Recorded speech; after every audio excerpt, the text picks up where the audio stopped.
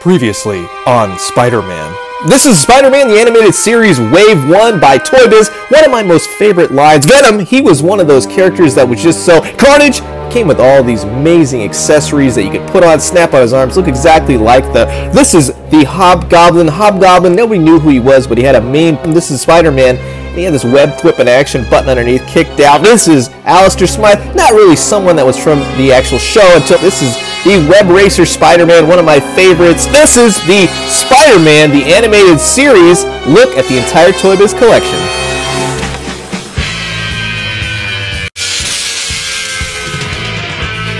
What's up all you John Sepper Jr. fanboys and fangirls? Toybiz here, and it's Taco Tuesday, which means we got another look at the Spider-Man the Animated Series toy line by Toybiz. This is Wave 2, and just before anyone catches it, the Parachute Spider-Man is missing from my collection because I never actually got it. From Wave 1, once you have two Spider-Mans in your collection, I just couldn't justify, even at that age, getting yet another Spider-Man. But I could justify getting the rest of the characters, especially ones that showed up in the show, albeit a little bit later, and one that was just too cool for school that you had to have them. I got some cool collecting stories, I got some cool trivia. This is my look at the Spider-Man the Animated Series Wave 2 by Toybiz. And while I got you guys here, I just want to say thanks so much for checking out my Spider-Man the Animated Series Toybiz videos. If you like it, make sure to hit the like button, also leave a comment, and be sure to subscribe because I got a heck of a lot more Toybiz action on the way. And one thing I have to relay about this Wave 2 of the Spider-Man figures was that these two seem to be the only ones you could find everywhere. It was a weird thing, and I distinctly remember this being, it was always Kraven and always Kingpin. You could never find the Lizard, Peter Parker, the Alien Spider Slayer, none of them from Wave 2. It was the weirdest thing. I actually moved on to Wave 3 by the time I had ever even seen Wave 2. So that was a really unique thing because you saw them on the back of the packaging, but you could never find them except for these two. It wasn't until I figured out that KB Toys actually stockpiled with Wave 2. So it seemed like most of Wave 2 actually went to KB Toys. Target, Toys R Us, Kmart, none of those actually got them except for Kraven and the Kingpin. Might have been different in your area. I never saw on any of them until KB Toys, except for these two. So in that sense, we will kick it off with Kraven the Hunter. Let's be honest.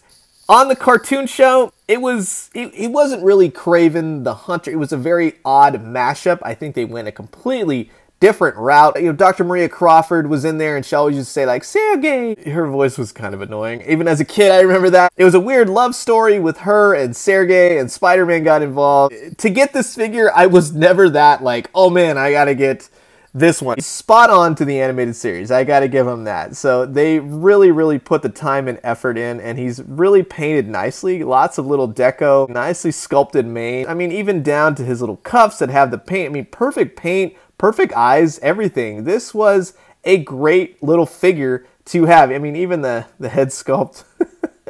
He has this feature where you'd have this weapon of his that was a spear. I always wondered about this end because I felt like it was part of something else that they just reused. Toybiz cutting corners and everything. Nobody does that these days. But his play feature was one that you would put his arm up and then he would launch or just strike at Spider-Man. His grip was so tight, you'd have to put it like there, and still he doesn't. It never launched out of his hand because of how tight his grip was. So it was mainly like a strike kind of thing. In terms of articulation, he had it at the arms, the elbow, nothing at the wrists, nothing at the waist, kicked out, knees, and the head turns. And like Smythe from Wave 1, he was a little bit of a peg warmer. And speaking of peg warmers, poor old Wilson Fisk, aka the Kingpin, one heavy brick of a figure. This guy wasn't exactly one that you were clamoring for, even though he played such a heavy part in the actual cartoon show. But he's still a hefty boy. I mean, this is a thick brick of a figure, no joke. As far as articulation, this is what he did. And look at that head sculpt pinhead right there, conehead, whatever you want to call him.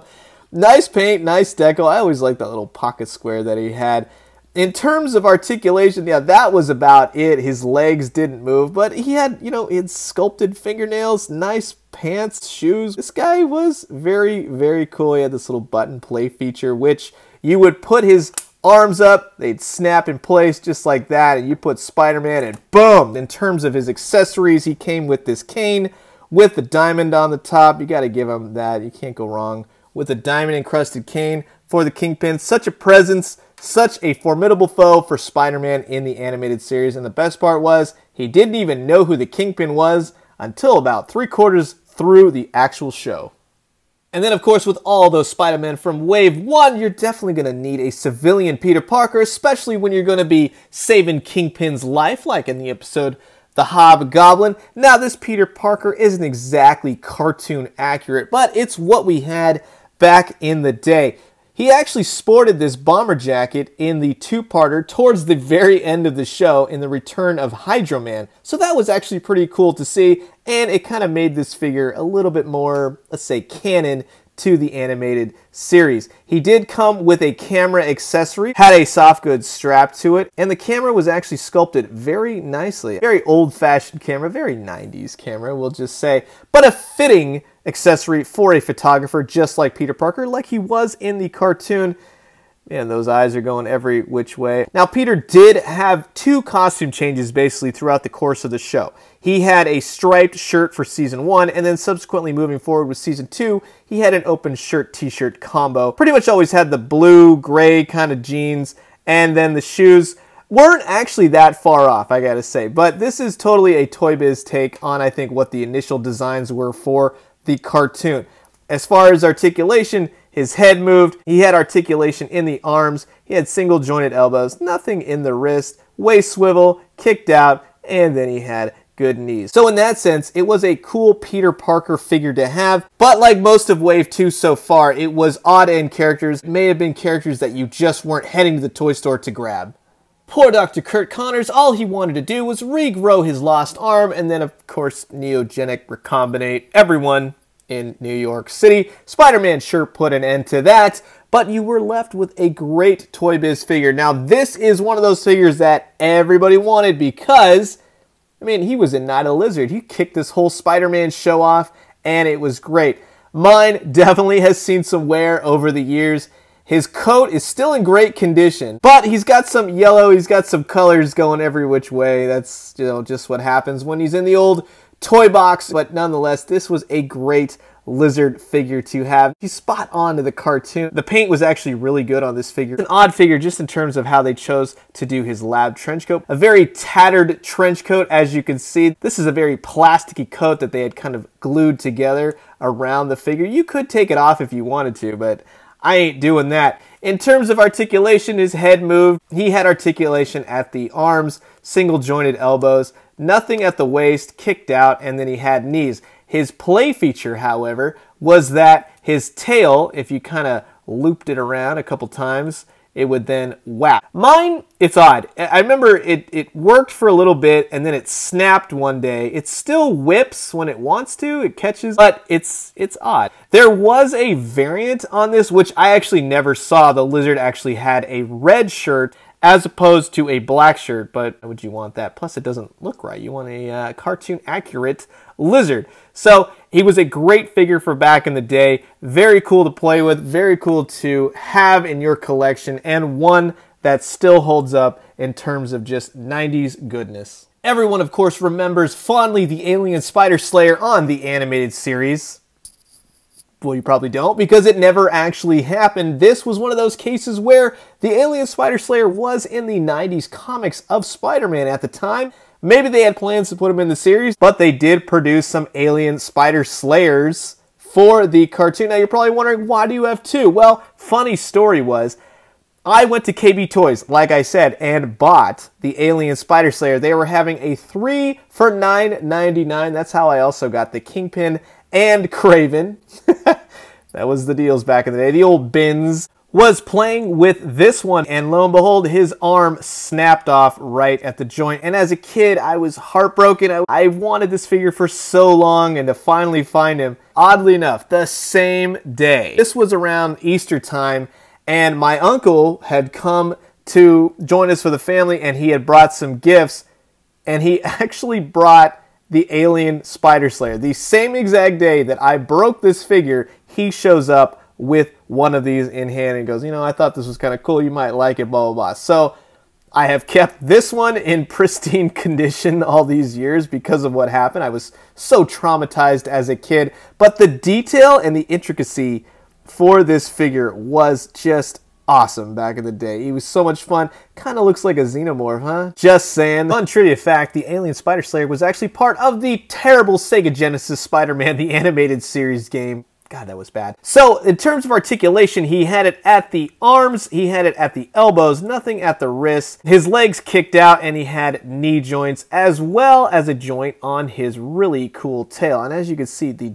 detail on this figure is immense. From all the cybernetics and circuitry and everything, it was created by Alistair Smythe. The gimmick was where you'd squeeze his legs together, his pincers would go to town, and his mouth would move. He was a great figure and such a unique and fun design as a kid. I absolutely love this toy. Finally, of course, that brings us to the crotchety old Adrian Toombs, aka the Vulture, another one of those figures where I never saw this guy once in stores, and it wasn't until I went to Comic-Con one year. It was the Sunday, last day of Comic-Con. I was walking out with my pops, and I saw this guy sitting on one of the vendors' shelves. So I finally got the Vulture. I didn't get this figure much, probably into wave 2, 3, 4, 5. I was way down the road of collecting these. He is a fantastic figure. He's got a little bit of a wonky face, but he does look spot on to the animated series, and I gotta give him that. His gimmick being that if you squeezed his legs, his wings would go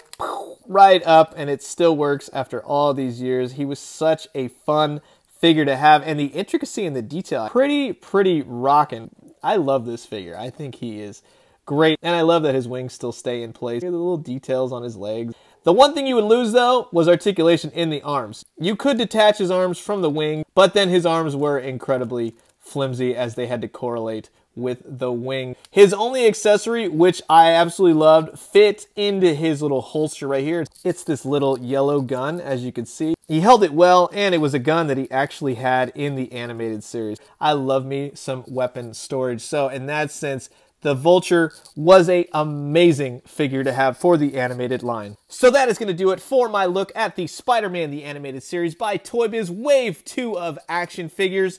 Now, I have thought about it, and I think that once I'm done with looking at the entirety of my Spider-Man collection, I will probably go back and fill in the pieces and do an updated video on everything that I acquired to complete the set. Like get the parachute Spider-Man and other figures, mostly Spider-Man, that I don't have to fill out the roster for each of the waves. Coming up next week, we're going to be taking a look at Wave 3, and I'm very excited because we're starting to get into some very heavy characters that are part of Spider-Man's lore. So, what did you think about this video? Any favorites? Any of the characters meet your fancy? Did you have these as a kid? Comment below, let me know. Let's talk some toys. I'm going to leave you guys with that. As always, drink some great coffee, eat some great food, but most importantly, hold on to the toys that you find near and dear so that you can do really cool videos like this later down the road. And when you do, let me know what you found. I'll talk to you guys soon.